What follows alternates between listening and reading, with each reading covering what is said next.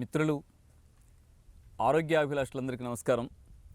మిత్రులారా, ఆరోగ్య రక్షణకి మనంతట మనం పూనుకోవడం కోసం ప్రయత్నం చేయాలనే అవగాహన మన కుటుంబాల్లో పెరుగుతూ ఉంది. ఆరోగ్య రక్షణకు ఉపయోగపడేటువంటి మంచి డైట్ షీట్ను ఒకదాన్ని మీ ముందు సిద్ధార్థ యోగ విద్యాలయం నుంచి ప్రపోజ్ చేస్తూ ఉన్నాం.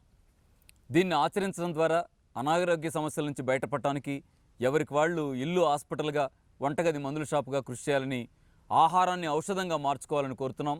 ఎందుకంటే ప్రకృతికి మించిన వైద్యుడు లేడు, ఆహారానికి మించిన ఔషధం కూడా లేదు. మీరు గమనించండి, ఈ భూమి మీద మనం మాత్రమే జీవిస్తున్నామా? అనేక రకాల జీవులు, పక్షులు, జలచరాలు జీవిస్తూ ఉన్నాయి. ఈ అన్ని జంతువులకు కూడా మనకొచ్చిన జబ్బులు ఎందుకు రావడం లేదు? ఆలోచిస్తే అవి ప్రకృతి సహజంగా జీవిస్తున్నాయి. నేచర్ వాటికి ఏ ఆహారాన్ని కేటాయించిందో ఆహారాన్ని తింటూ ఉన్నాయి.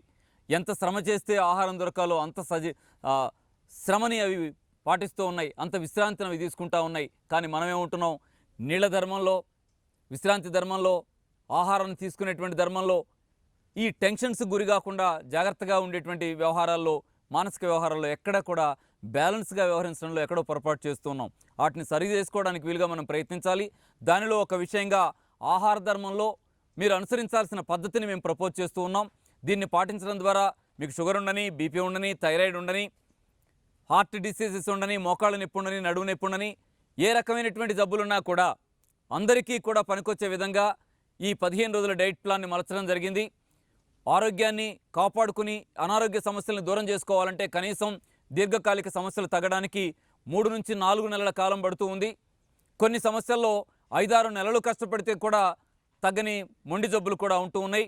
వీటిని 3 నెలల కాలంలో 85-90% జబ్బులు తగ్గుతున్న స్థితిలో దాన్ని 6 డైట్ షీట్స్గా మార్చాం. వాటిలో మొదటి 15 రోజులు ప్రపోజ్ చేస్తున్నటువంటి డైట్ షీట్ని మీ దృష్టికి తీసుకొస్తున్నాను. వీటిని మీ ఇంట్లో పాటించడం ద్వారా జబ్బుని తగ్గించుకునే దానిలో మొదటి అడుగు వేస్తూ నిజమేనే నా జబ్బేంటి తగ్గిపోతుంది, ఇంత రిలీఫ్ వస్తుంది అని హాయిగా ఫీల్ అవ్వాలని కోరుతున్నాను. దాన్ని మీ దృష్టికి తీసుకొస్తాను. చూడండి, 1, 2, 3 పాయింట్స్ దీంట్లో ఉన్నాయి. 1 నీళ్ళలో తీసుకోవాల్సిన జాగ్రత్త, 2 ఆహారంలో తీసుకోవాల్సిన జాగ్రత్త, 3 ఫ్రూట్స్ తినడంలో కూడా తీసుకోవాల్సిన జాగ్రత్తగా చెప్తాను. మొదట ఉదయం లెగ్గానే ఫ్రెష్ అయ్యి 2 గ్లాసులు గోరువెచ్చటి నీళ్ళు తాగండి. చలిగా ఉంది, వర్షాలు ఉంటున్నాయి అంటే చల్లటి వాతావరణం ఉన్న దృష్టిలో పెట్టుకుని గోరువెచ్చటి అంటున్నాను. ఎండాకాలం అయితే మామూలుగా వేసవిలో నార్మల్ వాటర్ తీసుకోవచ్చు. పొద్దునే లెగ్గానే 2 గ్లాసులు గోరువెచ్చటి నీళ్ళు తీసుకోండి. 1 గంట గ్యాప్ ఇవ్వండి. తర్వాత మరొకసారి 2 గ్లాసులు నీళ్ళు తాగండి. అంటే 2 సార్లు 2 గ్లాసులుగా 1 లీటర్ నీళ్ళు తాగుతాం. ఇంకా ఎక్కువ తాగలిగే అవకాశం ఉంది మీకు, తాగితే తాగండి. లేదా కనీసం ఉదయం 2 గ్లాసులు, 1 గంట గ్యాప్తో మరో 2 గ్లాసులు నీళ్ళు తాగండి. నీళ్ళు తాగితే పడగడుపున ఖాళీ కడుపుతో ఈ నీళ్లు తాగితే లోపలికి వెళ్ళి మీ బాడీలో జీర్ణకోశపు గోడల ద్వారా బ్లడ్లో కలిసి సెల్స్ని క్లీన్ చేస్తాయి. ఉదయం సాయంత్రం స్నానం చేస్తావా లేదా మురికి పోవాలని? మరి మురికి ఎందుకు పోవాలని కోరుకుంటున్నాం అంటే మురికి పడుతుంది కాబట్టి అనుకుంటాం. కానీ మన శరీరం మీద మురికి ఏర్పడుతుంది ఎప్పుడు కూడా బయట నుంచి వచ్చి పడి వచ్చిన మురికి కాదు, శరీరం లోపల నుంచి వస్తున్న మురికి. ఎందుకు? పైన షర్ట్ వేసానా లేదా? మరి దీని లోపల బనీన్ వేసానా లేదా? మరి సాయంత్రానికి లోపల మురికి ఎక్కడి నుంచి వచ్చింది? పైనుంచి పడితే షర్ట్ మీద పడాలి. మరి లోపల ఎక్కడి నుంచి వచ్చింది అంటే ఖచ్చితంగా మనం తీసుకున్న ఆహారం లోపలికి వెళ్ళి ప్రాసెస్ అయ్యే క్రమంలో రసాయనిక మలినం కూడా తయారవుతుంది. అంటే ఉపయోగపడగా ఎలిమినేట్ అవ్వాల్సినటువంటి రసాయనిక మలినం ఏర్పడుతుంది. అది చెమట గ్రంథుల ద్వారా బయటకు వస్తుంది. అందుకే దానికి ఉదయం సాయంత్రం స్నానం చేస్తున్నాం. ఇక్కడ నేను గుర్తు చేయాలనుకుంటుంది ఏంటంటే, చెమట ద్వారా వచ్చేటువంటి మలినం వెళ్ళిపోగా ఇంకా కూడా నీకు జబ్బు వచ్చింది అంటే సెల్స్లో ఎక్యుమిలేట్ అయిందని అర్థం. ఫారెన్ మెటీరియల్ అంటే వేస్ట్ కెమికల్ ఎక్యుమిలేట్ అయిందని అర్థం. దాన్ని వదిలించడానికి ఉన్నటువంటి మంచి మార్గం ఏంటి? బయట క్లీన్ చేయాలన్నా క్లీనింగ్కి వాటరే, లోపల క్లీన్ చేయాలన్నా క్లీనింగ్కి వాటరే దివ్య ఔషధంలాగా పనిచేస్తుంది. అందుకే మార్నింగ్ 2 గ్లాసులు, గంట గ్యాప్తో 2 గ్లాసులు మంచినీళ్ళు తీసుకోండి. తీసుకున్న తర్వాత మీరు టిఫిన్ చేయడానికి ఒక హాఫ్ అన్ అవర్ ముందు, టిఫిన్ అంటే ఎన్నింటికి చేస్తాం? 8 నుంచి 9 మధ్యలో చేస్తాం కదా. ఆ గ్యాప్లో టిఫిన్కి హాఫ్ అన్ అవర్ ముందు ఒక గ్లాస్ జ్యూస్ తాగండి. ఈవినింగ్ 4:30కి కూడా మరో గ్లాస్ జ్యూస్ తాగండి. ఏం జ్యూస్ తాగుతారు? నేను 7 రకాల జ్యూసులు చెప్తాను, వాటిలో నచ్చిన 2 ఏదైనా సెలెక్ట్ చేసుకోండి. 1 పుదీనా కొత్తిమీర తులసాకు జ్యూస్, 2 మునగాకు కరివేపాకు జ్యూస్, 3 పాలకూర కరివేపాకు juice, 4 carrot beetroot juice, 5 mixed vegetable juice, 6 తవుడు జ్యూస్, 7 8 రోజుల వయసున్న గోధుమ గడ్డి జ్యూస్. మీకు కిడ్నీలో రాళ్ళు ఉంటే కొండపిండాకు జ్యూస్ తాగొచ్చు. అలాగే గాల్ బ్లాడర్లో స్టోన్స్ ఉంటే మీరు ఉదయం కొండపిండాకు, సాయంత్రం రణపాలకు జ్యూస్ తాగండి, కరిగిపోతాయి. ఇలా మీరు జ్యూసెస్ సెట్ చేసుకొని ఉదయం టిఫిన్కి హాఫ్ అన్ అవర్ ముందు ఒక జ్యూసు, ఈవినింగ్ 4:30కి ఒక జ్యూస్ తాగాలని కోరుతున్నాను. జ్యూస్ తాగిన తర్వాత టిఫిన్ చేస్తారు. ఏ టైంకి? ఆ 9 మధ్యలో టిఫిన్ చేసేయండి. ఏ టిఫిన్ చేయాలని చర్చ లేదు. ఇంట్లో అమ్మ ఏ టిఫిన్ చేస్తే ఆ టిఫిన్ చేయండి, అది మంచిదే. హోటల్ వైపు చూడకుండా ఉంటే చాలు. ఎందుకలా అంటున్నాను? ఏ టిఫిన్ చేసినా మంచిదేనా అలా అని కాదు. కానీ ఇంట్లో మనాళ్ళు వేపుడు టిఫిన్లో నూనెలో వేసేయో, ఏం చేయో, దేవేయో టిఫిన్లు చేయరు. ఇడ్లీ చేస్తారు, ఉప్మా చేస్తారు, మహా అయితే దోశ వేస్తారేమో. కానీ పూరీలు, పకోడీలు, బోండాలు, బజ్జీలు, గారెలు, వడలు ఇలా వేయరు కదా. కాబట్టి మీరు అమ్మ చేసే టిఫిన్ చేయండి, శుభ్రంగా ఆరోగ్యంగానే ఉంటాం. అయితే టిఫిన్ కూడా కొంచెం వాల్యుబుల్గా మార్చుకోవడానికి ఒక చిన్న సలహా ఏమిటంటే, ఉదాహరణకి ఇడ్లీ తింటాం అనుకోండి. ఇడ్లీ అనగానే చాలామంది కుటుంబాల్లో ఇడ్లీ తింటారు. ఇడ్లీ తేలిగ్గా అరిగిపోయే ఆహారం అని చెప్పి ఇడ్లీ తీసుకుంటారు. కానీ గుర్తుపెట్టుకోండి, ఇవాల్టి పద్ధతుల్లో చేస్తున్న ఇడ్లీ అంత ఆరోగ్యకరంగా లేదు. ఎందుకు? దాంట్లో కలిపే రవ్వ ఏమో ప్రాసెస్డ్ రవ్వ. దానిలో మనం కలుపుతున్న మినుములేమో అవి కూడా ప్రాసెస్ చేస్తున్నారు. మినపగుళ్ళు వాడుతున్నాం కదా. పప్పు పక్కకి వెళ్ళిపోయింది, పొట్టు తీసేసిన తెల్లగా మినపగుళ్ళు వాడుతున్నాం. వాటికి పురుగు 2 సంవత్సరాలు చూసినా పట్టట్లా. కారణం ఏంటి? పురుగు మందు ముద్దలవి. వాటి జోలికి వెళ్ళకండి. ఆ రవ్వ కూడా వాడొద్దు. మరి ఇడ్లీ ఎలా చేయాలి అంటారా? ఇడ్లీ చేయటానికి ఏం చేయండి అంటే, మీరే ఇంట్లో రవ్వ తయారు చేసుకోండి. ఇంట్లో మిల్లు పెట్టమంటారా అనకండి. మనం చిన్న మిల్లు కొనుక్కున్నామా లేదా? మిక్సీ ఉందా లేదా? మిక్సీలో గుప్పెడు రాగులు తీసి దానిలో వేసి లానండి, రవ్వ రాదా? బరగ్గా ఒక గుప్పెడు కొర్రలు తీసి వేయండి, రవ్వ రాదా? ఇప్పుడు ఆ కాదరవల్లి గారు చెప్తున్నారు కదా 9 రకాలని, మనళ్ళందరికీ బట్టికి వచ్చేసినాయి ఇవన్నీ. ఆ మిల్లెట్స్లో ఏవి గుప్పెడు తీసేసినా జొన్న రవ్వ వస్తుంది, సజ్జ రవ్వ వస్తుంది, రాగి రవ్వ వస్తుంది, అరిగ రవ్వ వస్తుంది, వరిగ రవ్వ వస్తుంది, ఊద రవ్వ వస్తుంది, అండుకొర్రల రవ్వ వస్తుంది. అంటే అవే తినాలా? అవే తినాలనే ఉంది. ముడి బియ్యం గుప్పెడు తీసేయండి, బియ్యం రవ్వ రాదా? బియ్యంలో ఇవాళ ముడి బియ్యం ఉన్నాయి, అలాగే ఎర్ర బియ్యం, నల్ల బియ్యం అని కూడా వచ్చినాయి కదా, మంచి పోషక విలువలతో ఉన్నాయి. ఆ రవ్వ తయారు చేసండి. 10-15 రకాల రవ్వలు మీరు ఇంట్లో మీ మిక్సీతో తయారు చేసుకోవచ్చమ్మా. చేసి ఆరోగ్యకరమైన రవ్వతో ఇడ్లీ చేసి పెట్టండి. అలాగే ఆ మినప గుళ్ళొద్దు అనుకున్నాం, పొట్టుపప్పు వాడండి. మినప్పొట్టు పప్పుతో దేండి, పప్పు పొట్టుతో దేండి. తెచ్చేసి ఏం చేయండి, నానబెట్టి పిసికి పొట్టంతా పారబోయొద్దు. సగం పొట్టు ఉండనివ్వండి, ఫైబర్ కూడా మంచిదే. ఇప్పుడు ఇడ్లీ వేయండి, ఎంత బాగుంటుందో. అలాగే మరొకటి, ఇడ్లీ వేసే ముందు 1-2 క్యారెట్లు తురమండి. క్యారెట్ తురుము దాంట్లో కలపండి. ఫైబర్ యాడ్ అయింది, కలర్ యాడ్ అయింది, టేస్ట్ యాడ్ అయింది, మైక్రో న్యూట్రియంట్స్ యాడ్ అయ్యాయి. అద్భుతంగా ఉంటుంది. పిల్లలు హాయిగా తింటారు, మనం హాయిగా తింటాం. అంటే ఇడ్లీ అంటే ఆ పద్ధతిలో ఏది గోడకు కొట్టిన సున్నంలాగా తెల్లటి ముద్దలు మింగామనుకోండి, అనారోగ్యకరమైన ఇడ్లీ అవుతుంది. ఈ పద్ధతిలో చేయండి, అద్భుతమైన ఆరోగ్యకరమైన ఇడ్లీ అవుతుంది. రోజుకొక ఇడ్లీ. అమ్మ రోజు ఇడ్లీనా అమ్మ? రోజు ఇడ్లీ కాదు. బాబు ఏం అడుగుతాడంటే, పాప ఏం అడుగుతుందంటే, అమ్మ ఇవాళ ఏమి ఇడ్లీ అని అడుగుతుంది. ఒకరోజు రాగి ఇడ్లీ చేయండి, ఇంకో రోజు కొర్ర ఇడ్లీ చేయండి, ఇంకో రోజు సజ్జ ఇడ్లీ చేయండి. సజ్జ ఇడ్లీ ఎంత అద్భుతంగా ఉంటుంది. అలా రోజుకొక రకంగా చేసి పెట్టచ్చు. ఒక ఇడ్లీ నాకు అదొకటే తెలుసు, అందుకే నేను అన్నాను ఆ ఇడ్లీ అని. కానీ మీకెన్ని తెలుసు? అనేక రకాల టిఫిన్లు తెలుసు కదా. మీరు చేస్తున్న టిఫిన్లను కూడా ఈ ఫార్ములాను అప్లై చేసి చేయండి. ఎక్కడో టిఫిన్ చేస్తూ పాలకూర ముక్కలు రావడం చూశాను. సన్నగా పాలకూర తరిగి కూడా కలిపేయచ్చు కదా దానిలో. మీరు చేయగలరు అనుకుంటే ఆరోగ్యకరమైన టిఫిన్ని అమ్మ అద్భుతంగా చేయగలదు. అమ్మ మీద ఆధారపడండి, టిఫిన్ చేసేయండి. అలాగే మరొకటి, టిఫిన్ చేసిన తర్వాత భోజనానికి టిఫిన్కి మధ్యలో గంటకొక గ్లాసు నీళ్ళు తాగండి. అంటే అరిగిపోయిన టిఫిన్ బ్లడ్లో కలవడానికి వీలుగా. ఇక భోజనానికి కరెక్ట్గా ఒక హాఫ్ అన్ అవర్ ముందు 2 గ్లాసుల మంచినీళ్ళు తాగండి. భోజనానికి ముందు మంచినీళ్ళు ఎందుకు తాగాలి అంటే, అన్నం తక్కువ తింటాక. అంటే వెయిట్ పెరుగుతున్నాం కదా, నీళ్లు తాగేస్తే అన్నం తక్కువ తింటామనా? అలా కాదండి. మీరు అర్ధగంట ముందు నీళ్లు తాగితే అన్నం తినడానికి వచ్చిన ఇబ్బంది ఏముండదు. ఎందుకంటే మీరు తాగిన నీళ్లు జీర్ణకోశంలోకి వెళ్ళిన తర్వాత 10 మినిట్స్లో బాడీ హీట్కి సమానంగా హీట్ అవుతాయి. మరో 10 మినిట్స్లో బాక్టీరియా నెగిటివ్గా ఉంటే ఫిల్టర్ అయిపోతుంది. మరో 10 నిమిషాల్లో జీర్ణకోశపు గోడలు పీల్చి నెమ్మదిగా బ్లడ్లో కలిపేస్తాయి. నీళ్లలో ఒక్క చుక్క కూడా మీ జీర్ణకోశంలో మిగలదు. బ్లడ్లో కలిసి ఏమవుతాయంటే, ఆ తర్వాత మీరు తినబోయే అన్నాన్ని అరిగించడానికి కావాల్సిన డైజెస్టివ్ జ్యూస్ అంటామా, దానికి గ్రౌండ్ అవుతాయి, బేస్ అవుతాయి. అద్భుతంగా ఆహారం అరగాలంటే అన్నం తినడానికి హాఫ్ అన్ అవర్ ముందు 2 గ్లాసులు నీళ్ళు తాగి ఉండాలి, గుర్తుంచుకోండి. అలాగే భోజనం ముగిసిన తర్వాత 1.5 అవర్ గ్యాప్ తీసుకోండి. అక్కడి నుంచి గంటకో గ్లాస్ మంచినీళ్ళు మెయింటైన్ చేసుకోండి. జబ్బు తగ్గాలంటే ఖచ్చితమైన నిబంధన ఒకటి ఉంది. అన్నం తినేటప్పుడు ఆహారంలో 50% కూర ఉండాలి. మనకి సాధారణంగా అన్నం ఎక్కువ కూర తక్కువ తింటాం అనేటువంటిది మరి ఎందుకో మొదటి నుంచి మనకున్న అలవాటు. అంటే ఈ ఉప్పులు కారాలు కలపడం వల్ల ఆ టేస్ట్ని అంతంత కూరలు తినలేం కదా ఆ రుచులతో. అందువల్ల ఎందుకో వచ్చిన మన అలవాటు అది. చాలా కాలంగా అన్ని కుటుంబాల్లోనూ అదే అలవాటు ఉంది. దాన్ని మార్చుకోవాలి. మార్చుకొని అరకిలో అన్నం తిన్నామంటే 1/2 కిలో కూర 1/2 కిలో అన్నంలాగా ఉండాలి. మీరు ఎంతైనా తినండి. 100 గ్రాములే తింటానండి, 50 గ్రాముల కూర 50 గ్రాముల అన్నం, కిలో తినండి.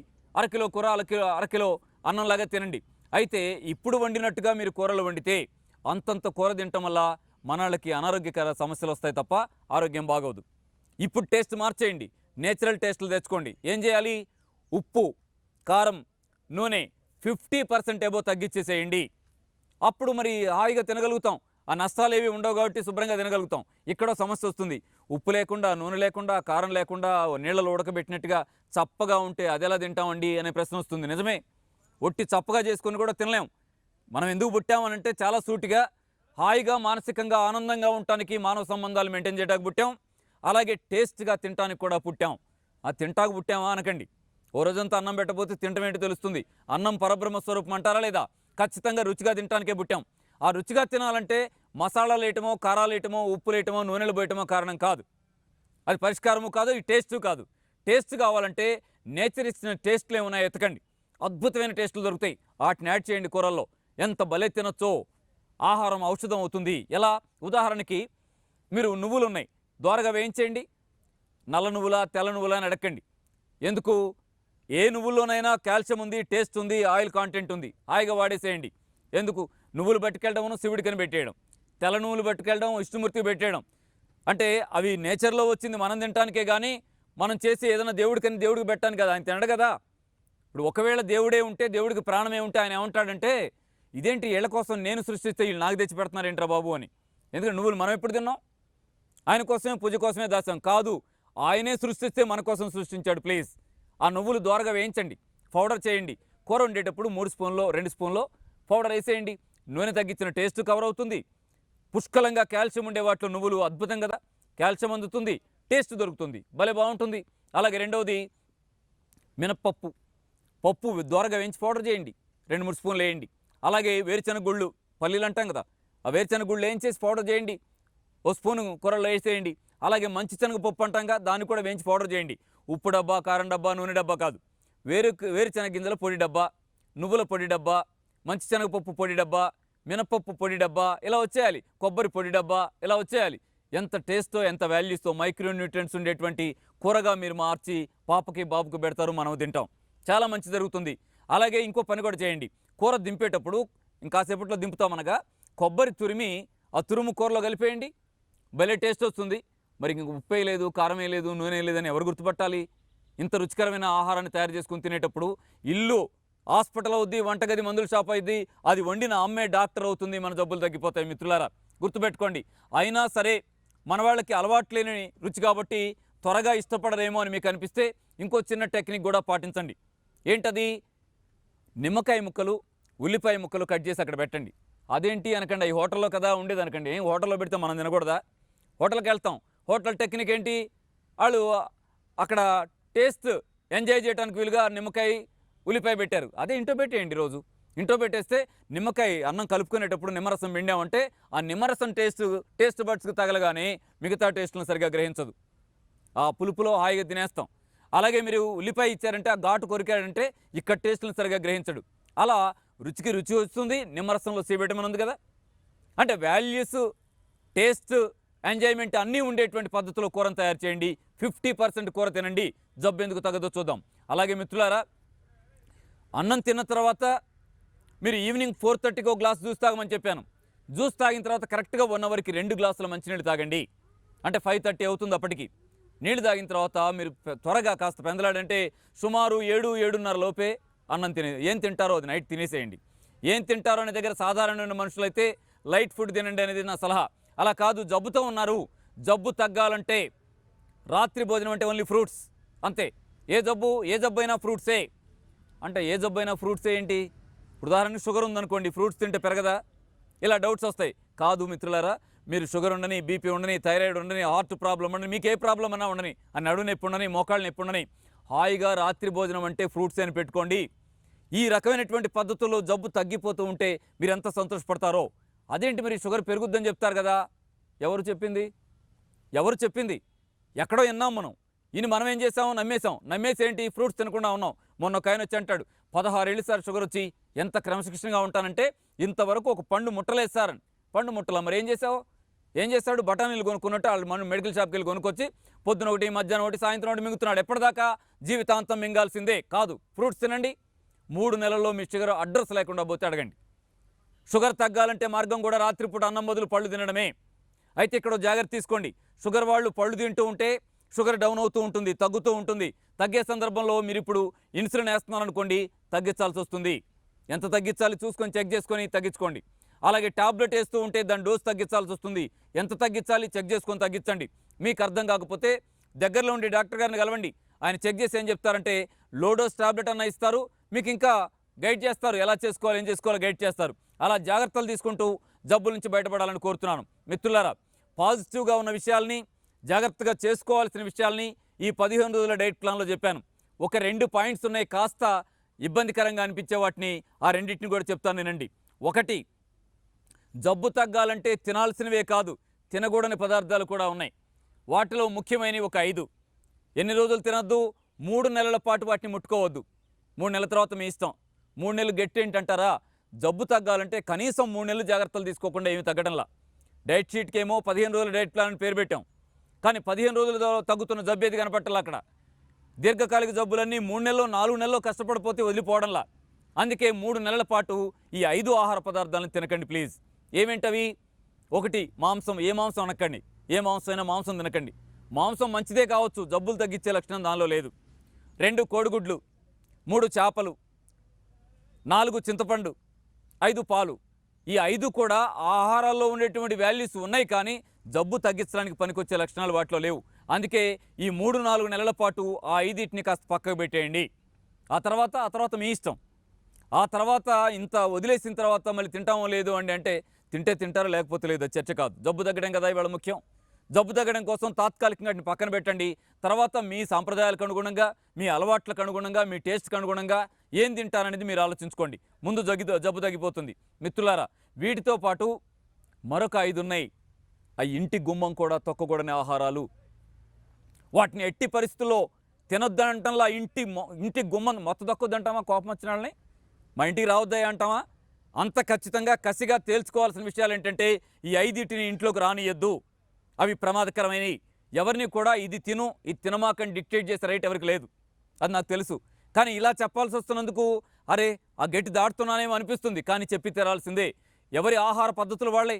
నువ్వు ఇది తిను, ఇది తినమాకయ్యా అని ఇంకొకళ్ళు ఎవరు డిక్టేట్ చేయడానికి. కానీ ప్రమాదకరమైన విషయాలు అన్నం పళ్ళెంలోకి వచ్చినప్పుడు తినొద్దు అని చెప్పాల్సిన బాధ్యత మనకుంది. వాటిలో 5 రకాల పదార్థాలు ఉన్నాయి. 1, ఫారం కోడిగుడ్డు. నేను కోడిగుడ్డు అనలా, ఫారం కోడిగుడ్డు అని చెప్తున్నాను చాలా స్పష్టంగా. ఫారం కోడిగుడ్డు తిన్నారో జబ్బులు తెచ్చుకున్నట్టే. 2, ఆ జీన్ మాడిఫైడ్ కోడి. ఫారం కోడి అంటాం కదా, బాయిలర్ కోడి, ఆ చికెన్ తినొద్దు. అలాగే 3వది ప్రాసెస్డ్ చేప, జీన్ మాడిఫైడ్ చేప తినొద్దు. అలాగే 4వది అయోడైజ్డ్ సాల్ట్ వాడద్దు. 6వది పాల ప్యాకెట్ ఇంటికి రానియద్దు. మిత్రులారా, ఈ 5 ఎవరింటికైతే వస్తాయో వాళ్ళు జబ్బుని డబ్బులు పెట్టి కొనుక్కొని ఇంటికి తెచ్చుకున్నట్టే. ఈ 5 ఎవరైతే తింటున్నారో వాళ్ళ అన్నం పళ్ళెంలో ఇసం పెట్టుకొని తింటున్నట్టే. ఎవరైతే పిల్లలకు తినిపిస్తున్నారో మన చేత్తో, వాళ్ళకంటే మనకి ఎక్కువ ఎవరున్నారు? చాలా స్పష్టంగా పెళ్ళయ్యేదాకెట్ట ఉన్నాం, కానీ ఇవాళ ప్రతి క్షణం బతుకుతుంది పిల్లల కోసమే.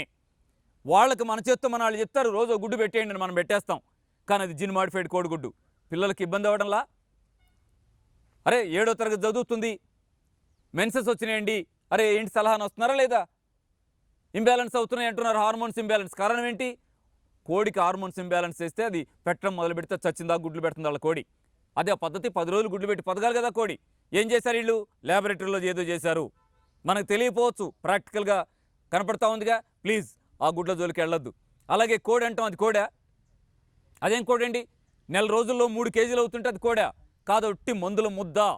జీన్ మాడిఫై చేశారు, హార్మోన్స్ ఇంబ్యాలెన్స్ చేశారు, థైరాయిడ్ వచ్చింది లావ్ అయిపోతామంటారే, దానికి ఏదో చేశారు అందుకే లావ్ అవుతుంది.